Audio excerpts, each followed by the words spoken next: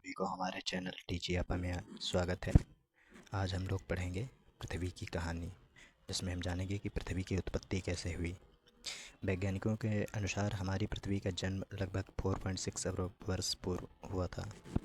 इसका विकास कई भूवैज्ञानिक कालों में हुआ, जिनमें से सबसे हालिया और महत्वपूर्ण है चतुर्थकी। मतलब चतुर्थकी जो जिसको बोलते हैं क्वाटरनरी युग, जिसमें हम बस ये देखते हैं कि मानव का विकास कैसे हुआ है। इसीलिए इसको मतलब ये इस पॉइंट ऑफ व्यू से ये बहुत इम्पॉर्टेंट हो जाता है ये टॉपिक। फिर चतुर्थी मतलब इसमें जो है कौन कौन से युग आए हैं, जैसे प्लियोसिन युग आया है, प्लाइस्टोसिन युग आया है, होलोसिन युग आया है और एंथ्रोपोसिन युग आया है। तो अब प्लियोसिन युग के बारे में हम जानेंगे। जैसे प्लियोसिन युग को अतिनूतन युग भी कहते हैं। इसकी समय अवधि है 1 करोड़ से 20 लाख वर्ष पूर्व तक। इस युग में जलवायु धीरे धीरे ठंडी होने लगी, जो आने वाली हिमयुग का संकेत था। आधुनिक स्तनधारी जीव जैसे हाथी और घोड़े के पूर्वज अधिक विकसित और विविध हुए। यह मानव पूर्वजों के विकास के लिए एक महत्वपूर्ण चरण था।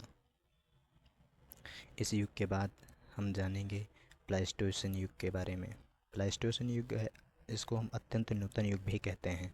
समय अवधि इसकी 20 लाख से 10,000 वर्ष तक पूर्व तक थी। इसे हिम युग या आइस एज के रूप में भी जाना जाता है, जिसमें पृथ्वी पर बार बार ग्लेशियर फैले और सिकुड़े। आदिम युग का विकास हुआ। आदिम युग मतलब अर्ली ह्यूमंस, जैसे कि पहले जो मतलब बंदर था या वानर था, जिसको हम कपिल लोग भी कहते थे, वही आदिम आदिम मानव। तो इसमें जो है आदिम मानव का विकास हुआ और उन्होंने पत्थरों के औजार बनाना सीखे। विशालकाय जीव जैसे मैमथ और कृपाण दांतेदार बिल्लियां इस युग में विचरण करती थीं।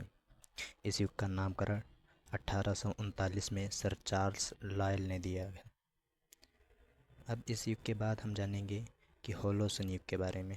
होलोसिन युग को हम न्यूनतम युग भी, न्यूनतम मतलब एकदम अत्याधुनिक हो जो आया है युग, मतलब 2020 के पहले का जितना भी समय है सब होलोसिन युग में आता है। तो होलोसिन युग के बारे में इसकी समय अवधि है 10,000 वर्ष पूर्व से वर्तमान तक।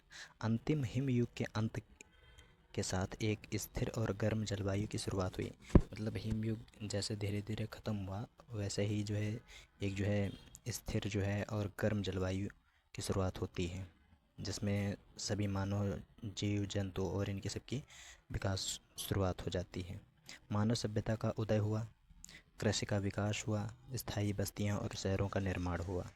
लेखन, पहिया और धातु विज्ञान जैसी प्रमुख खोजें इसी काल में हुई थी।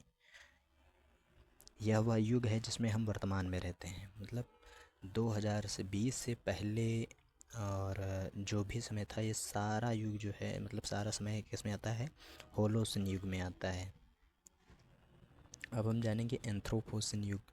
ये बेसिकली देखा जाता है कि 2020 के बाद का समय, ठीक है, जितना भी समय है सब एंथ्रोपोसिन युग में आ जाता है, इसीलिए इसको नया प्रस्तावित युग कहते हैं। समय अवधि 1950 से भविष्य तक प्रस्तावित, मतलब इसमें ये बताया है कि 1950 से है, लेकिन ये जो है 2020 के बाद का समय जो भी है वो एंथ्रोपोसिन युग में हम देखते हैं।